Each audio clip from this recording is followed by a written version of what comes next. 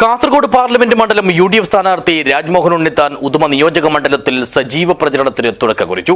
വെള്ളിയാഴ്ച രാവിലെ ദേലമ്പാടിയിൽ നിന്നാണ് പര്യടനം ആരംഭിച്ചത്. This news sponsored by Bobby Chemmanur international jewellers.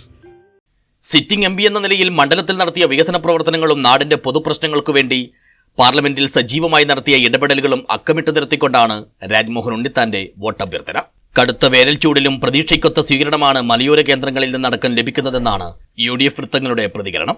ആവേശം തെല്ലും ചോരാതെ പരമാവധി വോട്ടർമാരെ നേരിട്ട് കണ്ട് വോട്ടഭ്യർത്ഥിക്കാനുള്ള പരിശ്രമത്തിലാണ് സ്ഥാനാർത്ഥി.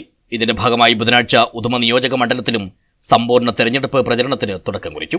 രാവിലെ ദേലമ്പാടിയിൽ വെച്ച് ജില്ലാ കോൺഗ്രസ് കമ്മിറ്റി പ്രസിഡന്റ് PK ഫൈസലാണ് പര്യടനം ഉദ്ഘാടനം ചെയ്തത്.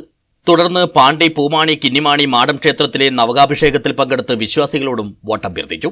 പിന്നാലെ മാണിമൂലയിലെ ഗിലർ ജുമാ മസ്ജിദിൽ ജുമുഅ നിസ്കാരത്തിലെത്തിയ വിശ്വാസികളോടും വോട്ട് തേടി.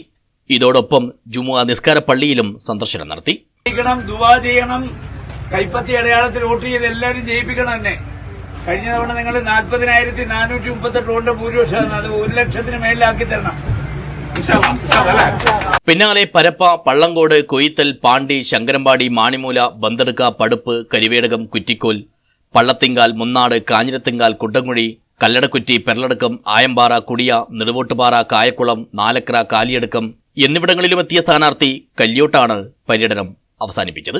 നമ്മുടെ ഭരണഘടനയെ അട്ടിമറിച്ചുകൊണ്ട് ഒരു മതേതര രാഷ്ട്രമായി ഇന്ത്യയെ ഒരു മതരാഷ്ട്രമാക്കി മാറ്റാൻ വേണ്ടിയിട്ടാണ് പൗരത്വ നിയമം ഭേദഗതി ചെയ്തത്.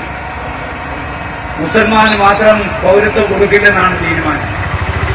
അങ്ങനെ വന്നാൽ പിന്നെ പൗരത്വമില്ലെങ്കിൽ പട്ടിക്ക് ശ്രമമാണ്.